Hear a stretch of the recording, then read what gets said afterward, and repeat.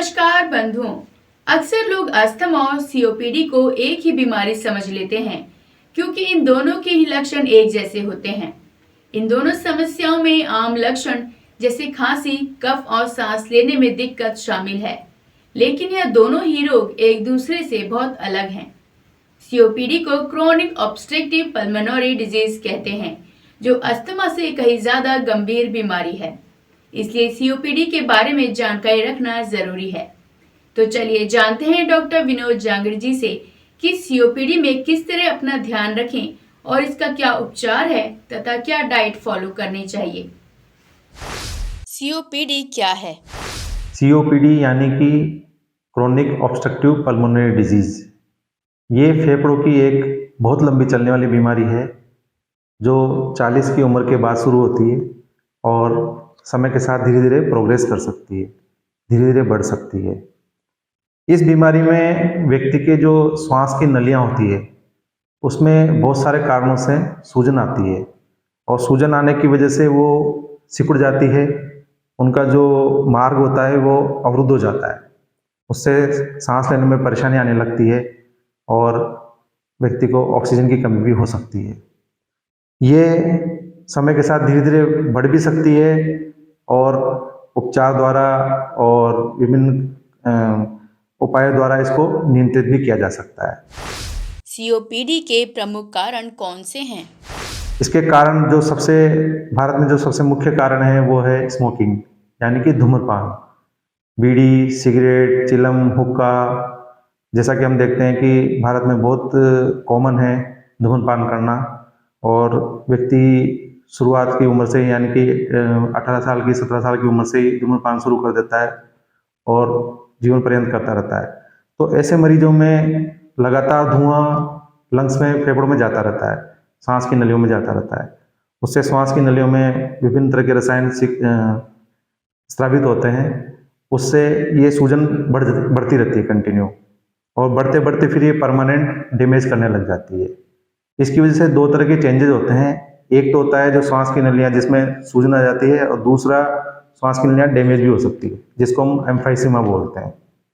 तो इसको हम रिवर्स नहीं कर सकते क्योंकि धीरे धीरे करके डैमेज हुआ है, तो डैमेज को हम रिवर्स नहीं कर सकते। तो एक तो धुएं का एक्सपोजर है, धूम्रपान से हो सकता है। दूसरा, कई बार धुएं से लगातार जो एक्सपोजर है, जैसे कोई ट्रैफिक पुलिस वाला है या कोई फैक्ट्री में काम करने वाला है या किसी का जो भी ऐसा है जिसमें लगातार धुएं के संपर्क में रहता है व्यक्ति, तो उन लोगों में भी ये परेशानी हो सकती है।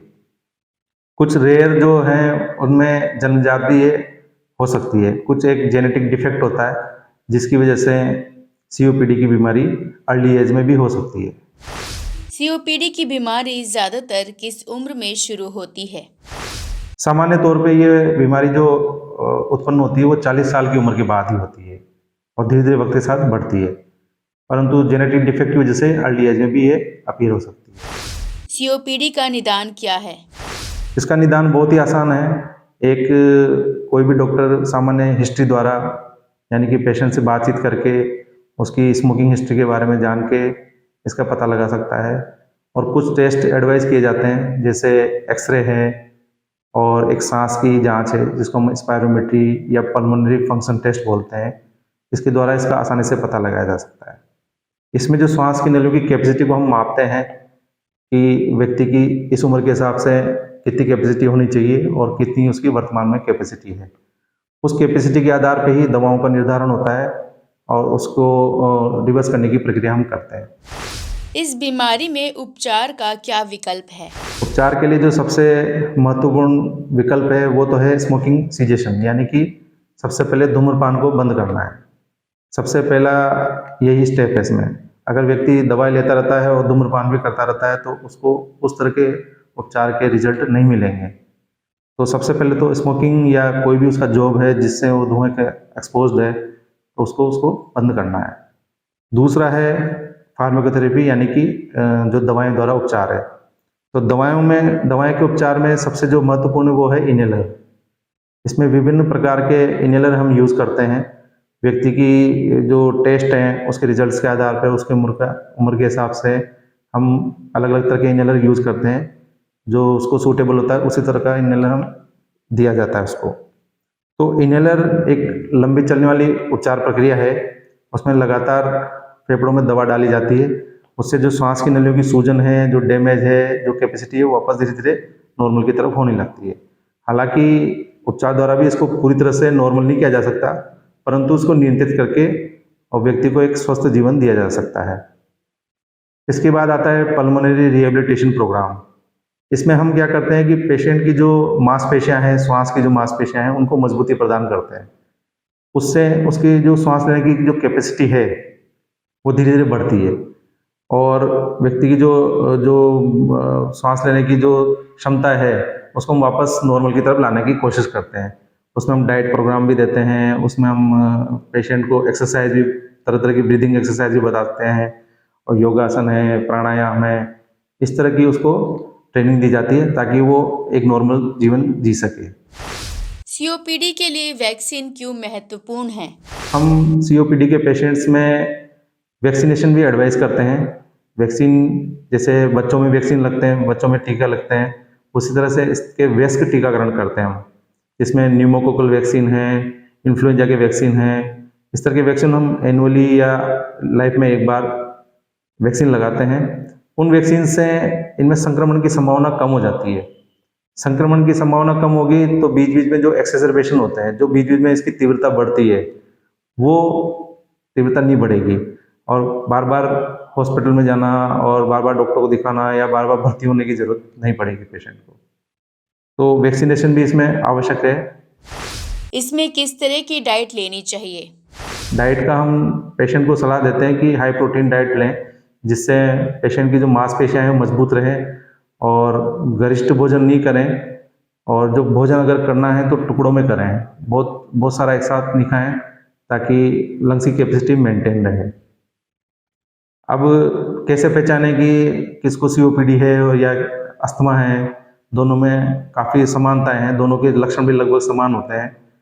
तो जो सीओपीडी का पेशेंट होता है वो 40 साल के बाद की उम्र वाला होता है और जनरली जो स्मोकर होता है, जो धूम्रपान करते हैं, उसी में इसके लक्षण पाए जाते हैं। अस्थमा का पेशेंट धूम्रपान करने वाला भी हो सकता है और बिना धूम्रपान करने वाला भी हो सकता है। लक्षण लगभग कॉमन है, दोनों में सांस लेने में तकलीफ होती है, कफ या बलगम बन सकता है, बार बार बलगम आता रहता है, खांसी लगातार बनी रह सकती है, सुबह सुबह छाती में जकड़न होगी, व्यक्ति थोड़ा सा भी चलेगा तो सांस में दिक्कत आएगी। ये सब इसके कॉमन लक्षण हैं।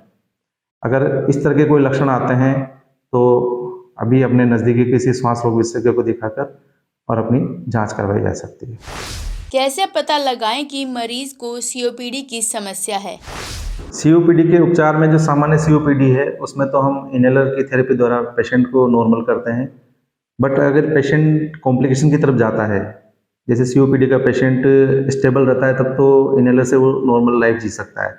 बट अगर कॉम्प्लिकेशन डेवलप होते हैं उसको, जैसे मान लो ऑक्सीजन की कमी होने लगती है, तो हमारे पास उपचार के अलग अलग विकल्प होते हैं। जैसे हम पेशेंट को हॉस्पिटल में एडमिट करके ऑक्सीजन थेरेपी देते हैं, ऑक्सीजन लगाते हैं उसको लंबे टाइम के लिए, और कुछ एंटीबायोटिक्स और जो ब्रोंकोडायलेटर्स हैं, जो सांस की नलियों को चौड़ा करने वाली दवाएं हैं, वो हम देते हैं। और एक नेबुलाइजर थेरेपी होती है जिसमें हम दवा को डाल के और इलेक्ट्रिक मशीन द्वारा पेशेंट के लंग्स में पहुंचाते हैं। तो ये थेरेपी का एक विकल्प है। अगर पेशेंट लंबे समय तक ऑक्सीजन डिपेंडेंट है, यानी कि उसके ब्लड में ऑक्सीजन का लेवल कम है, तो फिर हम उसको घर पे भी ऑक्सीजन लगाने की सलाह देते हैं। तो घर पे या तो सिलेंडर या फिर ऑक्सीजन कंसनट्रेटर मशीन द्वारा उसको ऑक्सीजन सप्लाई की जाती है ताकि उसके जो लंग्स की कैपेसिटी मेंटेन रहे और अपना डेली क्रियाकलाप कर सके। सीओपीडी की समस्या ज़्यादा हो जाए तो उसका क्या उपचार है? अगर पेशेंट उससे भी ज़्यादा डिटोरेट होता है या उसकी कंडीशन उससे भी ज़्यादा ख़राब होती है कि पेशेंट ऑक्सीजन सिलेंडर या मशीन पे भी ऑक्सीजन का लेवल मेंटेन नहीं कर पा रहा है, तो उसको हम बाईपेप मशीन या एक जिसको बोलते हैं हम नॉन इन्वेजिव वेंटिलेटर, एक छोटा सा वेंटिलेटर होता है, उसको हम लगाने की सलाह देते हैं। वो भी इसको लंबे समय तक इस्तेमाल करना पड़ता है। अब वो चाहे तो घर पे भी इस्तेमाल कर सकता है, उसको हम वेंटिलेशन थेरेपी बोलते हैं, या फिर पेशेंट एडमिट रख के भी यूज़ कर सकता है। तो तीसरा इसमें पेशेंट की जब लंबे टाइम तक ऑक्सीजन के लेवल मेंटेन नहीं रहता है और फेफड़े काम नहीं कर रहे होते हैं तो हार्ट पे लोड पड़ता है। इसके लिए हम एक हार्ट की जांच भी कराते हैं, 2D को, सामान्य जो हार्ट की जांच होती है उससे हमें पता लगता है कि हार्ट पे कितना लोड पड़ रहा है। इस वजह से अगर पेशेंट के हार्ट पे लोड है तो फिर उसको भी एक कार्डियक चेकअप कराकर और हार्ट की भी दवाएं साथ में दी जाती है, तभी जाके पेशेंट के जो दैनिक क्रियाकलाप है वो कर सकता है। जो सीओपीडी है वो केवल फेफड़ों को इफेक्ट नहीं करती, पेशेंट का जो ओवरऑल जो बॉडी है उसको इफेक्ट करती है। उसके मांसपेशियों का जो मास है, जो उसकी जो बिल्ड है वो कम हो जाती है, यानी कि थिन हो जाता है, पतला हो जाता है। उसकी हड्डियों को कमज़ोर कर सकती है। और कई पेशेंट ऐसे हैं जिनमें डिप्रेशन की समस्या भी हो सकती है, क्योंकि लंबे टाइम तक पेशेंट बेड पे रहता है। कई पेशेंट में किडनी पे भी असर आ सकता है, हार्ट पे भी असर आ सकता है। और लंबे टाइम तक चूंकि पेशेंट स्मोक कर रहा है तो उसमें कई प्रकार के कैंसर, जैसे लंग्स का कैंसर भी देखने को मिलता है। तो इस तरह के कॉम्प्लिकेशन इसमें डेवलप होते हैं सीओपीडी में।